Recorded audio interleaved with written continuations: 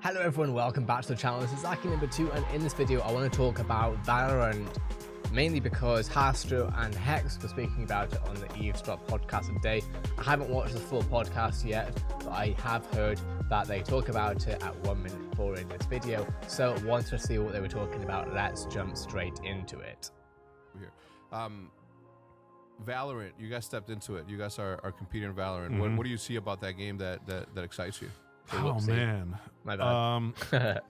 I feel like I'm playing it a lot in the office, you know, like a good bit in my downtime in the office.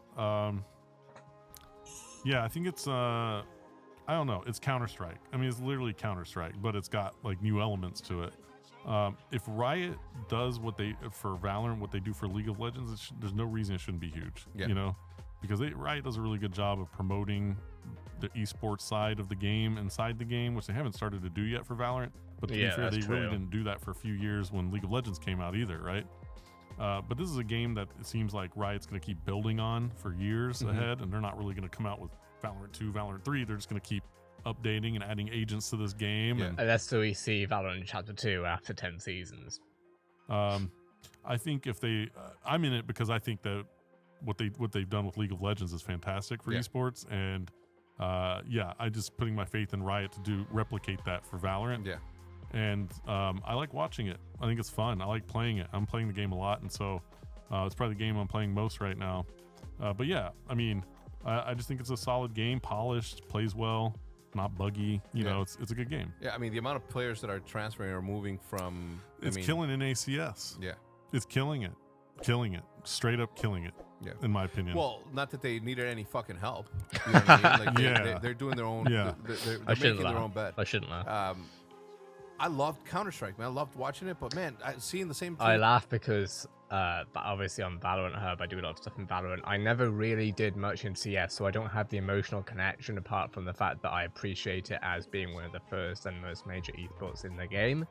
But in terms of, I don't have any emotional connects to any of the finals, to any tournaments, to anything like that, really. So, but I do apologize for laughing because I know that it does. So too diluted, too many matches. Yeah, I don't know how Valve allowed that to happen, and we've been talking about that for. I remember interviewing Richard Lewis a long ass time ago in Vegas, and I'm like, yo, what's up with all these like over dilution of the sport, man? Like, why is there a fucking match every single? I don't know, man. I mean, I really don't know. It's I mean, look, Valve prints money. I mean, they're like the closest thing to a mint as you can get. You know, it's like just with Steam and their games, and I mean, look, like they don't really need to do anything else to make money, but it would be nice to see them, you know, maybe foster the ecosystem a little bit more from their side because they're the ones who control it.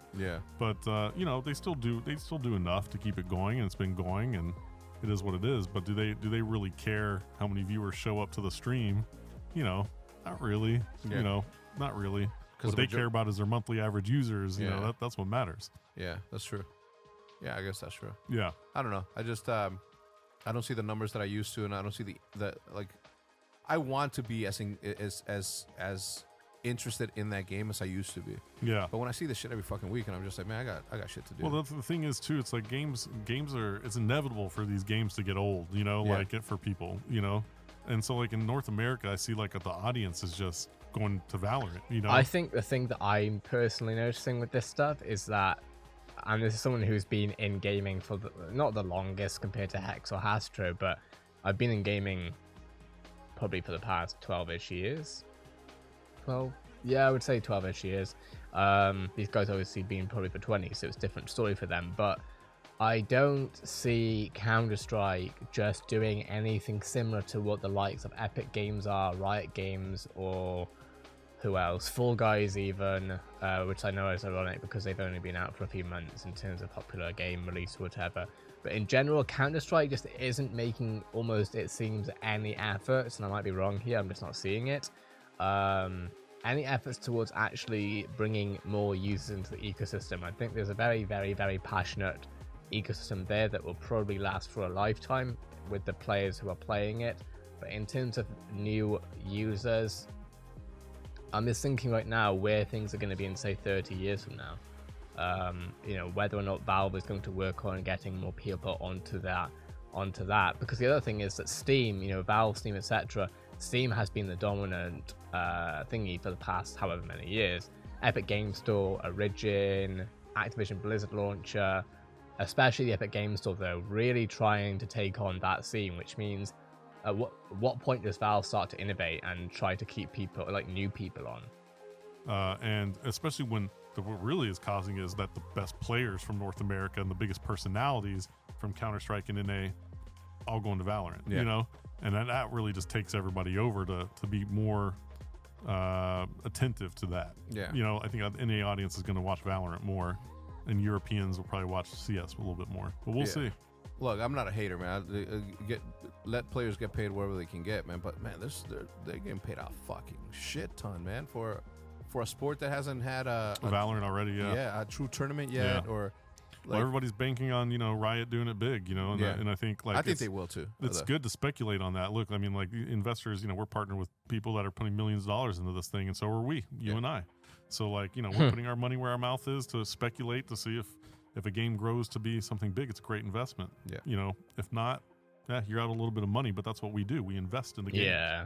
Into teams, and that's what I've done with Valorant Hub. You know, I could have gone with other games. I could have started a different channel with a different game, but I'm betting on Riot. Never really bet on a Riot game before with League of Legends. But Valorant, bro, these IPs just don't come up every year. They don't. Especially IPs that are going to last forever. Which, certain IPs, when I say forever, I don't mean 1,000 years, but I'm talking at least 150 maybe. We see these cornerstone IPs stay around. Even if they're not always the biggest that they've always been, they stay around. We're speculative investors. Yeah. Let me ask you, I mean, obviously on the Counter-Strike topic, Henry G, who recently retired, Cloud9, is now working at Cloud9 as a GM, I think, or the main dude. Yeah, he's GM. He released the salaries for his players, big. One of them. Yeah. 1.6 over 3 years. That's a lot of cheese. Yeah. For Counter-Strike. You know what I mean? That's that's a lot of money. I think that included the buyout for him, but yeah. I wouldn't say we're far off with a couple of our players, you know. Yeah. You know, would and me you both. would you on the publicizing of the salaries? Would you be for that or against it? We've been talking about it in our office because of that, right? Like because of what just happened.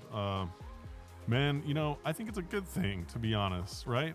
Like I think it would bring a lot of stability.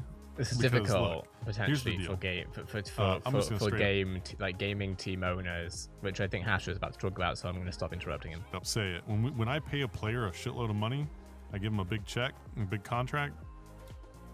And more times than not, player falls off because they're not that hungry anymore. They're literally they can eat. You know, and they can buy nice things, and they can do all the things, you know, they've achieved. Economically, that makes some success, and like they know that paycheck is coming for a while, and they get too complacent. Yeah.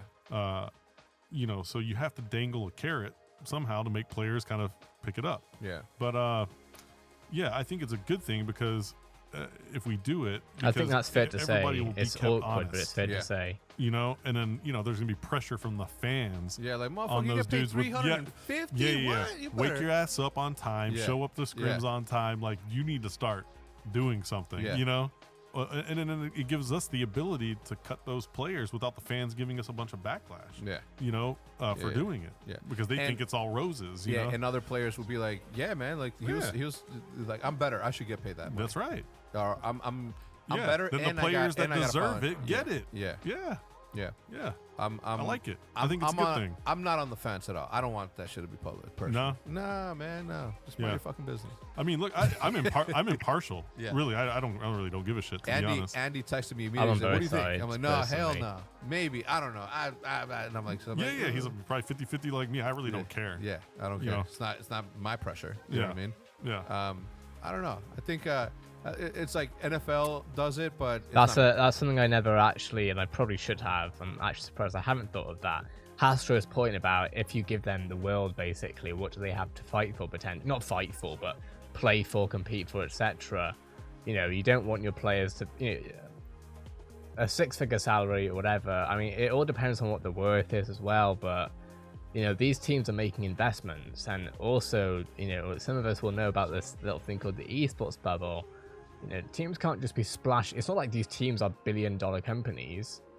like they've got to make a return as well. So they've got to make a return to keep this whole thing alive, basically. Because without the teams, players are, without players, teams can be in a pretty bad space, and vice versa. So mandatory, you know what I mean? Like, it's not, like, I don't think it's mandatory for them. I don't know if it is or not. Yeah, I don't. NBA, is that like mandatory? I have no idea. When these things start becoming public companies, I think David Beckham is launching his own esports team, and it's going to go public. It's going to be an IPO for his team in London or some shit. I don't think.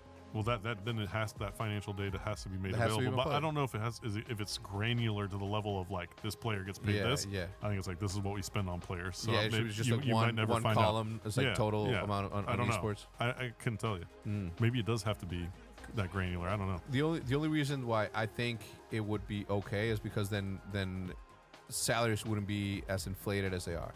Like, people would have to take, like, you know what I mean? Everybody would be like, there are a lot of overpaid players in esports. Yeah, straight up. And I mean, you've seen, like, Krim has been very vocal about it, about people just not even trying anymore, right? Yeah. Like not being professionals and showing up. Yeah. And we've experienced that. I've experienced it. You know what I mean? But I run my team separately or differently than you do. So the way that I deal with my players is different than what other people don't see how I deal with my players, right? And they shouldn't, right? Like that everybody likes me right now. Why the fuck are they gonna see me in a mean face hacks? You know what I mean? But I think, again, I'm indifferent. I think I fall more on the side of like, nah. Like, why now? Yeah. I think I'm with you on that. Yeah. I think it could be a good thing, but only if it's like standard. You know what I mean? Like across the board. Yeah. But I'm with you. Like, obviously we didn't come out the next day and start launching out. I think what's important as well, though, is that, like, because they're talking about potential backlash, which is a real thing. I think if it becomes the norm, then I don't know. It just it adds another layer potentially. That's what it is. It adds another layer of potential backlash and stuff like that. I think it is good in terms of transparency, for there to be transparency around this stuff, but again, it's just a very difficult situation potentially. And also, I think my thoughts are also getting messed up by the fact that I'm super hungry and I need to eat something because I haven't eaten something in a few hours, many hours, and I shouldn't be doing this myself. So with that being said, if you want to be up to date with everything that I'm checking out on Valorant, Counter-Strike, Call of Duty, Black Ops Cold War, indie games, film, anything that I'm interested in, basically. Of course, this is Lucky number 2, and I have everything that I'm interested in, so if you want to be up to date with everything happening, hit that subscribe button, keep notifications on. I hope this video was interesting to you. Have a great day. I'll see you in the next video.